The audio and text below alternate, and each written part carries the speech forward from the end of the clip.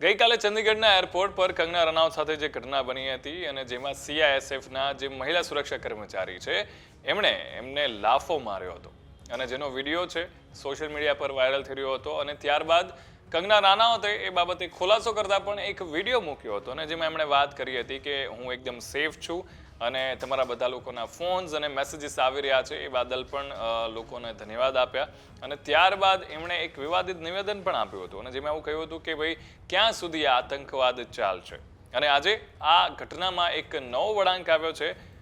Singer composer વિશાલ દદલાની છે એમણે એક પોસ્ટ શેર કરી છે પોતાના ઇન્સ્ટાગ્રામ પર અને જેમાં એમણે કહ્યું છે અને લખ્યું છે કે જે વાત બની છે એ બહુ જ ખોટી બની છે. એ એક ઉગ્રતાને કારણે જે છે આ વસ્તુ થઈ ગઈ છે પણ એના કારણે જે સીઆઈએસએફ મહિલા સુરક્ષા કર્મચારી છે જો એની નોકરી જશે તો એની નોકરી એના ઘરની જવાબદારી છે હું ઉપાડીશ. આ બાબતે એમણે સોશિયલ મીડિયા પર પોસ્ટ કરી હતી. તમારું આ મુદ્દે શું કહેવું છે અમને કોમેન્ટ કરીને ચોક્કસથી જણાવજો. Keep watching vibes of India.